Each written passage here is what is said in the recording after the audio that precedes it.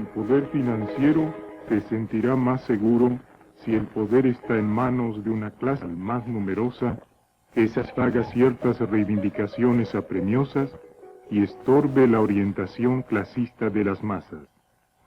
Que las viejas aristocracias se vean desplazadas por una burguesía y una pequeña burguesía más poderosa e influyente, y por lo mismo más apta para garantizar la paz social, ello no es contrario a los intereses del imperialismo.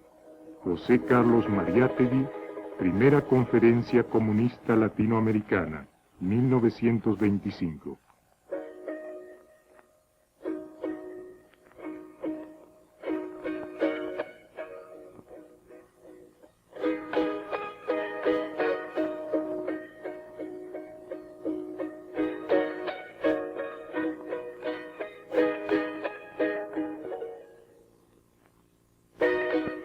Yo no sé hablar eufemísticamente, mesuradamente, como hablan los catedráticos y los diplomáticos. Tengo ante las ideas y los acontecimientos una posición de polémica.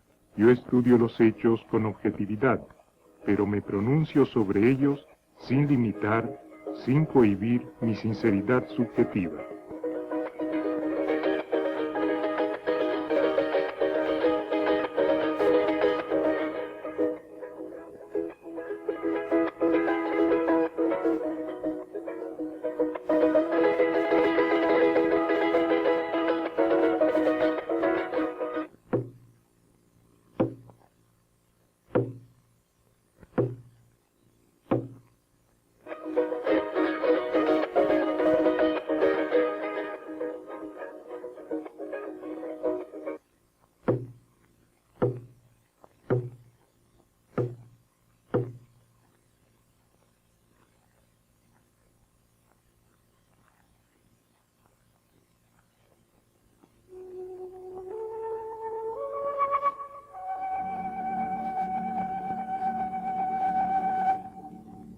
La cultura y la civilización del pueblo peruano se remontan a varios milenios antes de nuestra era.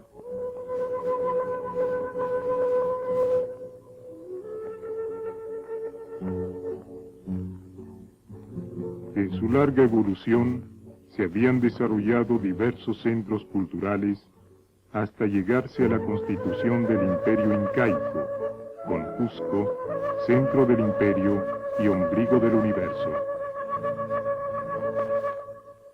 Tales culturas alcanzaron tan alto nivel de desenvolvimiento que entonces podían asombrar a otros continentes.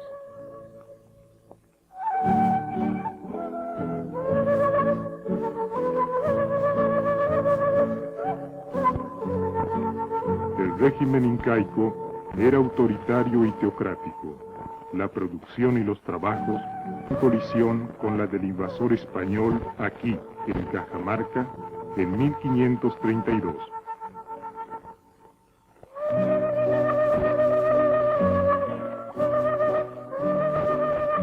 Este pueblo, que había construido una civilización que deslumbra aún a nuestros días, en el momento en que fue excluido con la fuerza del control de la economía del Estado y de la dirección de la sociedad, de una sociedad totalmente diversa, fue privado de toda posibilidad de desarrollar su propia cultura. El indígena fue calificado como indio. Él ignoraba de serlo. Solo sabía de pertenecer al pueblo quechua, al pueblo aymara, así como en Europa podían hallarse los pueblos latinos o sajones. En América Latina el conquistador tenía que determinar la existencia de una escala zoológica inferior, a fin de poder justificar la más despiadada explotación y la exclusión de la distribución de la riqueza del país. Quien podía explotar y gozar de los beneficios era el blanco, el europeo, el occidental y luego el capitalista. Hasta el día de hoy, el racismo, abierto o velado, ha constituido el gran pretexto. La explotación y el lucro han sido la causa sacrosanta que ha reducido la población autóctona a la condición de bestia de carga. Esto ha sido impuesto a sangre y fuego durante 4 siglos y medio. Después, bajo el dominio neocolonial británico, y hoy, bajo la dependencia del imperialismo yanqui y las empresas multinacionales. En octubre de 1968, toma el poder con un golpe de Estado una junta militar.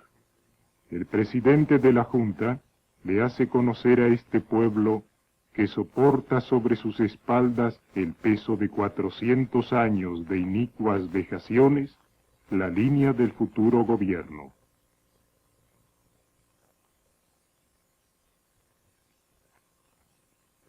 No capitalismo, no comunismo. Debido a ciertos aspectos, sin precedentes para un gobierno militar, la Junta logró desconcertar a la izquierda. Hoy, a 6 años, no la desconcierta más. Hugo Blanco dirigió en 1962 una de las más importantes movilizaciones campesinas del hemisferio. Fue condenado a 25 años y liberado en el 70 después de 8 años de prisión. En 1971 fue deportado por la Junta Militar. Nosotros consideramos que este es un régimen desarrollista, modernizador del capitalismo, ligado fundamentalmente a sectores desarrollistas del imperialismo mundial y a sectores burgueses nacionales. Por lo tanto, el populismo del régimen no tiene un margen indefinido, tiene ciertos límites y a veces se ve obligado a reprimir. Ha reprimido a los profesores, ha reprimido a los trabajadores del sur del país, ha reprimido a los mineros, a campesinos también reprimió en la zona del sur y también ha deportado a dirigentes de izquierda. Todo esto demuestra una vez más que dentro del capitalismo no se pueden solucionar los problemas peruanos. Este es el régimen que más ha hecho por solucionarlos, pero no ha podido. Dentro del capitalismo ya es imposible. Por eso nosotros apoyamos algunas medidas del régimen en forma crítica, pero no apoyamos a este régimen, porque sabemos que un régimen burgués no puede ser ni siquiera consecuentemente antiimperialista.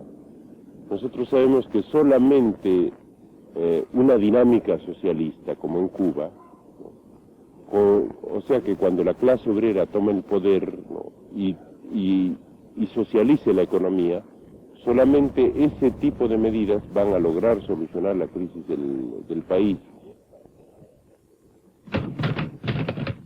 Rolando Breña, presidente de la FEP, Federación de Estudiantes Peruanos, hoy deportado por la Junta Militar. Para nosotros, miembros del Partido Comunista del Perú, Patria Roja, la situación política nacional es bastante clara. El régimen militar representa para nosotros los intereses de un sector de las clases dominantes, el sector de la gran burguesía financiero-industrial, que incapaz por sí misma de desplazar del poder político a la oligarquía tradicional vieja y caduca, ha utilizado a las Fuerzas Armadas para este objetivo. Por otro lado, este sector de la burguesía está profundamente ligado y es profundamente dependiente también del imperialismo norteamericano. Por lo tanto, sus diferentes medidas, reformas, transformaciones, etc., no conducen de ninguna manera, como se pretende, a un proceso revolucionario, humanista, antiimperialista o solidario, sino simplemente se pretende, con esas reformas, conducir al país hacia la construcción de una economía capitalista de corte profundamente dependiente. El pueblo peruano tiene una larga tradición de lucha. Fue derrotado por el colonizador español, pero no desapareció su espíritu de rebeldía. El precio ha sido sangre y víctimas. En 1821 se establece la independencia de España. En esta guerra fue el pueblo quien pagó las consecuencias sin comprender por qué había luchado. En el siglo y medio de república, toda la vida institucional y política se desenvolvió ignorando la población autóctona, salvo en lo que respecta a la explotación y la represión. Hoy el Perú tiene 14 millones de habitantes. El 86% se haya constituido por indígenas o mestizos, el 13% por blancos y el resto por negros o asiáticos. El 40% de los habitantes se encuentra en la faja costera, cerca del 50% en los Andes. En el área amazónica, el 61% del territorio nacional, se encuentra el 9% de la población. La reivindicación de la tierra ha sido durante siglos el móvil de la lucha campesina. Un acontecimiento notable, y no solo en la historia del Perú, fue la rebelión de Túpac Amaru. Luego de una larga serie de violentas insurrecciones en las precedentes décadas, en 1780 Túpac Amaru lanza su proclama antiesclavista y en favor de una revolución agraria que se convierte al mismo tiempo en anticolonial. Decenas de miles suman los hombres de su pueblo oprimido que lo siguen en duras batallas. Debilitada por la traición, esta gran empresa concluye en una derrota. Túpac Amaru es asesinado en esta plaza de Cusco. En 1972, el conocido sociólogo peruano Aníbal Quijano, hoy deportado después que su revista Sociedad y Política fue clausurada, decía: Lo que, en mi opinión, caracteriza el régimen de Belaúnde anterior al actual gobierno de la Junta Militar es la acentuación de la crisis de hegemonía política que se fue desarrollando a lo largo de las últimas décadas de la historia del Perú y que consiste al mismo tiempo en una progresiva acentuación de las diferencias políticas entre las varias fracciones de la burguesía nativa del Perú. Este proceso se va profundizando durante el período de Belaúnde,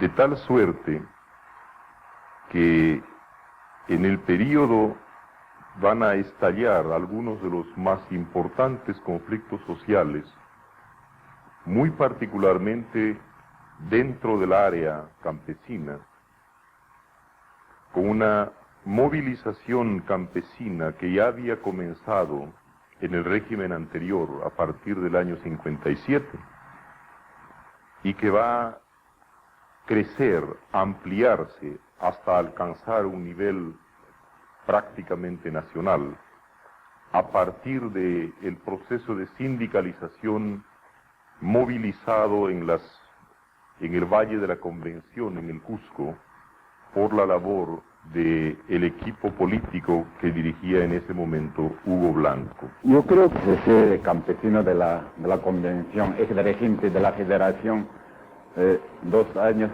1960 y 62.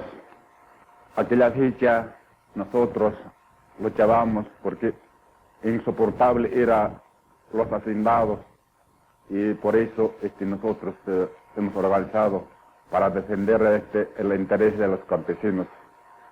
Ahora me encuentro acá en Lima para, después que ha sido encarcelado de 5 años, salí de prisión y ahora me vengo acá en Lima a trabajar. Hugo Blanco vino 1960. Esa fecha era estudiante, no sabía hablar quichua, porque como estudiante no aceptamos masa campesina, no entendía hablar castellano, y después aprendió a hablar quichua y recién con sentido su conciencia se ha dejado.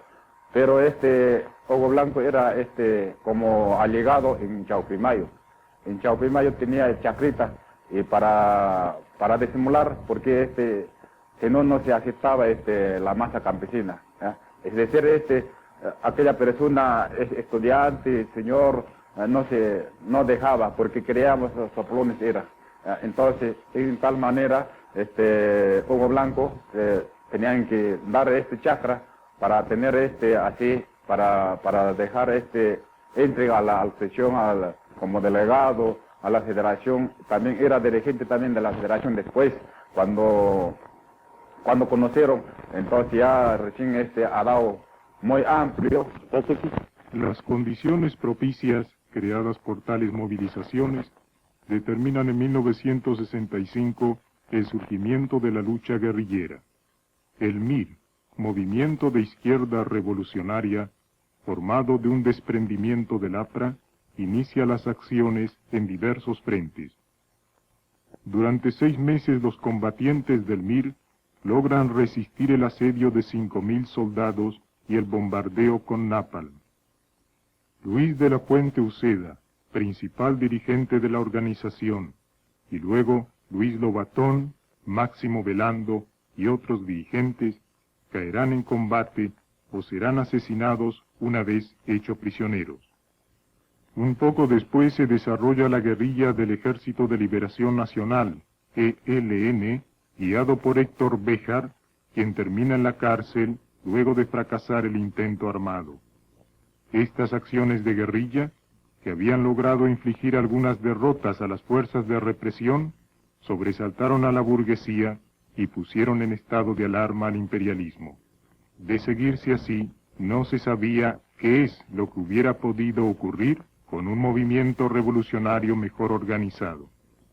Con la llegada de la Junta Militar al gobierno en 1968, se iniciaron reformas que eran casi obligadas en un intento de asegurar la sobrevivencia del sistema.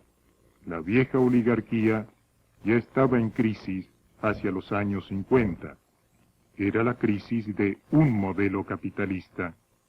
Se desenvuelve el sector urbano industrial, desplazando el agroextractivo. El proceso de urbanización se acentúa continuamente.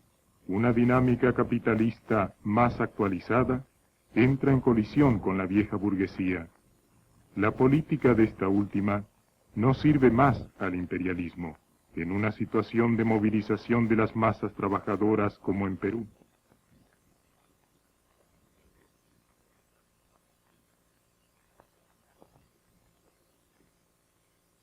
La nueva burguesía y el nuevo diseño imperialista logran poner a su servicio las Fuerzas Armadas. Pero en su esencia, el modelo peruano de los militares no es tan nuevo. Hace 40 años, el APRA, Alianza Popular Revolucionaria Americana, con su líder carismático, Aya de la Torre, proponía el desarrollo industrial, dado que, sostenía, antes de que tal proceso se cumpliese, no se podía pensar en la revolución.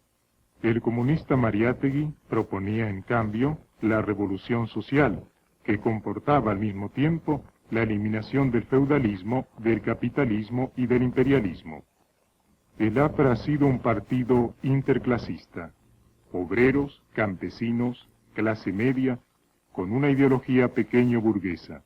Andando el tiempo, el APRA se convertiría en la expresión de la burguesía en posición pro-yanqui, como lo es su sindicato de trabajadores. En 1962, el APRA había ganado las elecciones. Estas fueron anuladas por un golpe de Estado militar, que es el primer golpe militar institucional de América Latina. Esto no ocurrió porque la burguesía, representada por los militares, no estuviese de acuerdo con el programa del APRA. La única disidencia que aún hoy existe entre el APRA y la Junta Militar es más bien formal. El APRA es contrario a la dictadura, al autoritarismo, y quiere que las reformas se efectúen con la participación de las masas. La posición de los militares es exactamente contraria, y es obvio. ¿Por qué en Perú se pueden efectuar ciertas reformas que en Chile han llevado a la instauración de un régimen nazi-fascista sobre los cadáveres de 40.000 democráticos, el imperialismo y las burguesías locales pueden aceptar las reformas cuando son ellos mismos los que las realizan, porque beneficia al sistema, lo refuerza. Hacen las reformas desde lo alto y pueden controlar sus límites, manteniendo a raya el pueblo que no puede intervenir. En cambio, en un régimen popular como lo fue el chileno, donde eran las masas quienes presionaban por las reformas, que ya estaban escapando al control de la burguesía y el imperialismo, la conclusión, faltando resolución revolucionaria de parte del gobierno popular, no podía ser otra cosa que el genocidio.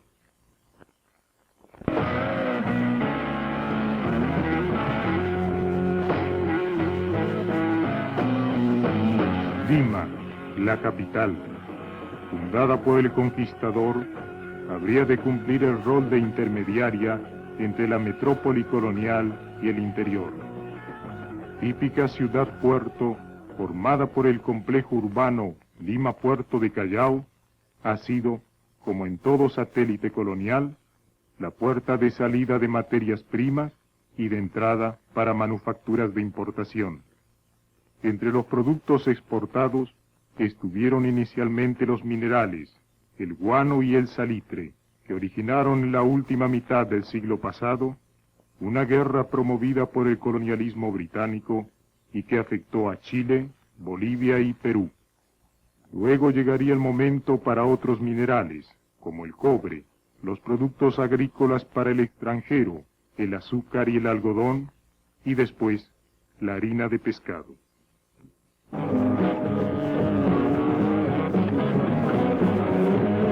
Eje colonizador del resto del país, Lima concentra hoy el 70% de toda la producción industrial.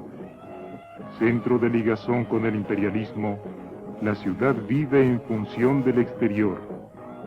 Es cosmopolita, es decir, colonizada, en un país que por más que le sea extraño, debe padecer su colonización. Símbolo de la negación de su nacionalidad es la estatua del conquistador Pizarro, que en la plaza central de Lima continúa cabalgando su insolencia. En cambio, se pretendía demoler la casa natal de Mariátegui, la más importante personalidad política que ha dado el Perú.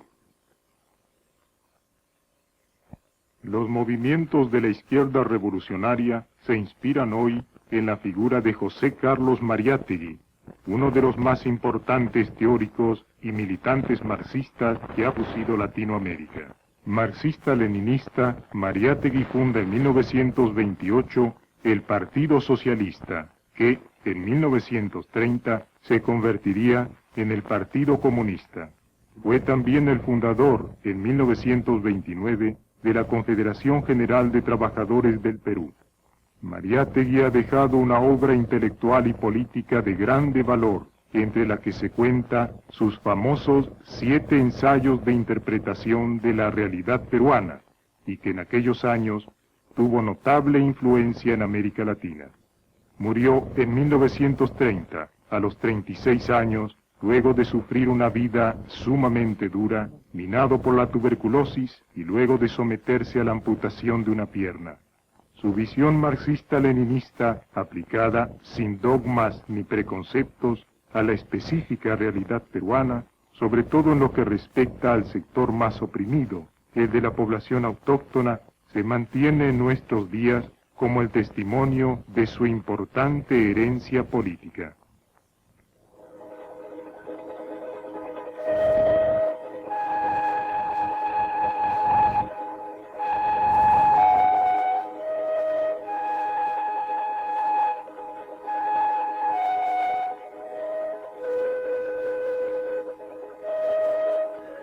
El desequilibrio y la explotación de la sociedad capitalista neocolonial han producido enormes zonas de miseria, sobre todo en torno a Lima y Arequipa, la segunda ciudad en orden de importancia.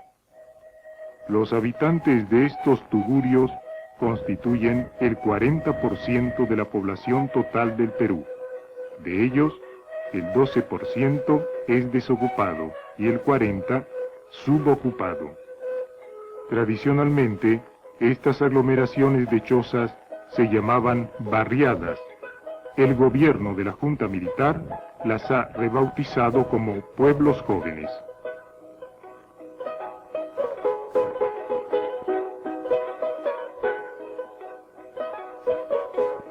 Escuchemos al obispo Luis Bambarén, que colabora con el gobierno desde su oficina de asistencia a las barriadas.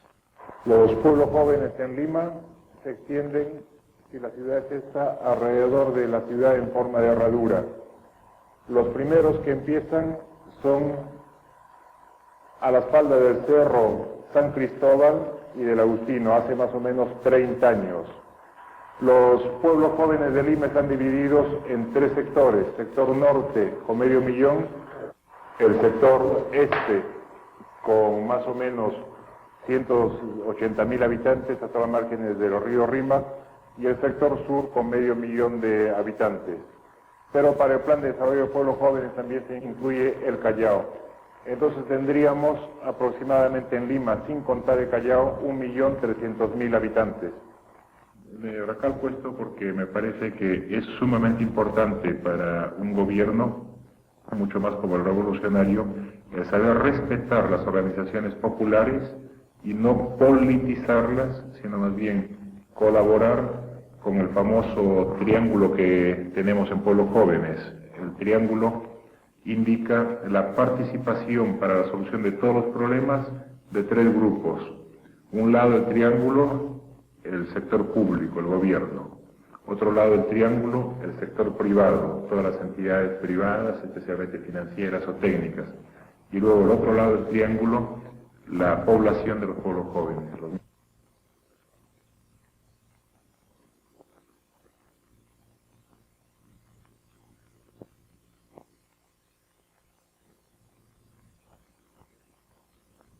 En otras palabras, se pretende abolir los contrastes de clase por medio de la geometría. ¿Se trata acaso de un equilátero, aun cuando siempre desfavorable para los explotados? ¿O es más justo así?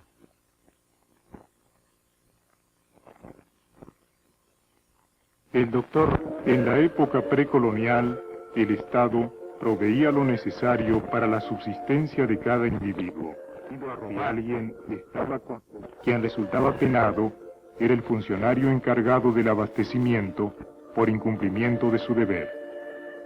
Nadie pretende exhumar el período incaico.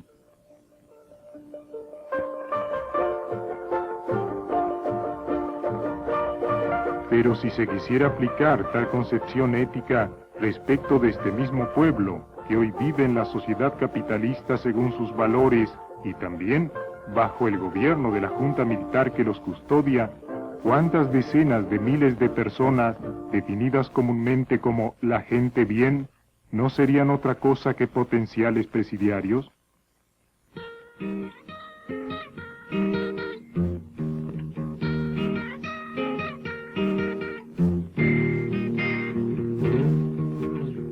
Muchos pelicanos en la ciudad quiere decir pocos peces en el mar. En efecto, en oportunidad de esta filmación, la industria de harina de pescado, de la que Perú hasta hace poco era el primer productor mundial, se hallaba paralizada. Quizá por la mutación de las corrientes marinas y también debido a la descontrolada intensidad de la pesca, los bancos de anchovetas prácticamente habían desaparecido. Esta crisis, sumado a otras condiciones desfavorables en la producción y comercialización, debilitaba el sector de la burguesía que tenía el control sobre la pesca. La Junta Militar resuelve entonces nacionalizar la industria pesquera, permitiendo a la burguesía la transferencia de capital a sectores más lucrativos. Una mitad del total mundial del producto pescado se transforma en harina. La gran mayoría de esta se destina a la alimentación ganadera y avícola en los Estados Unidos y Europa.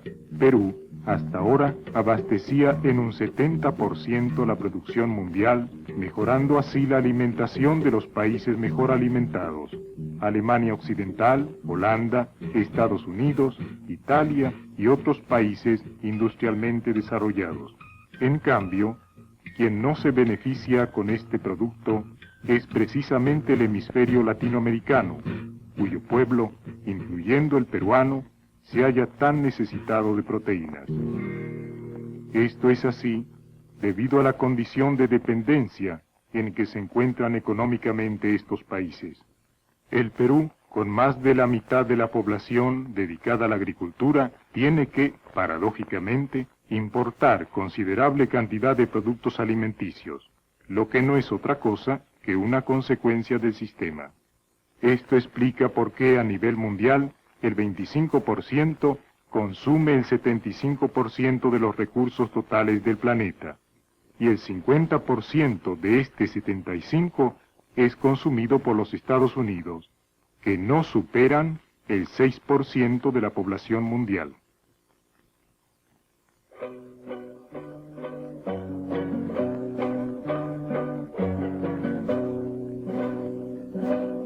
El uso y el abuso de la coca y el alcohol son dos aspectos indisolublemente ligados a la cultura de la explotación.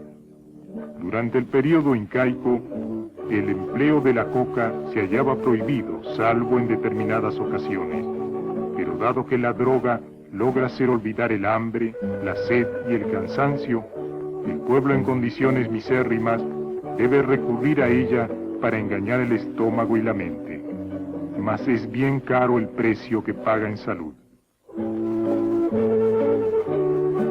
Lo mismo sucede con el alcohol, instrumento envilecedor de dominación que se remonta a la época colonial y que continúa siendo usado aún hoy por gobernantes en divisa castrense o no. Las condiciones de clase aquí son también una cuestión de matices. Cuanto más alto se encuentran las personas en la escala social, más blanca será su piel. Para sobrevivir en estos países, el capitalismo no puede ser daltónico. Por eso, más oscuro será uno cuando más descienda. La pregunta que surge es cómo las vanguardias políticas, los intelectuales, no han logrado nunca ganarse un importante apoyo de masa de parte de una población que vive en condiciones de tan inhumana explotación.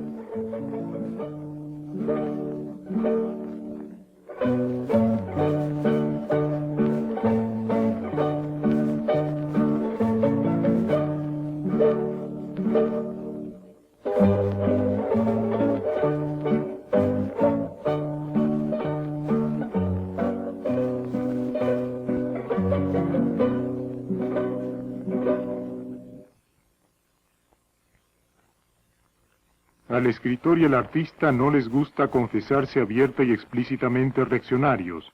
Existe siempre cierto pudor intelectual para solidarizarse con lo viejo y lo caduco, pero realmente los intelectuales no son menos dóciles ni accesibles a los prejuicios y a los intereses conservadores que los hombres comunes.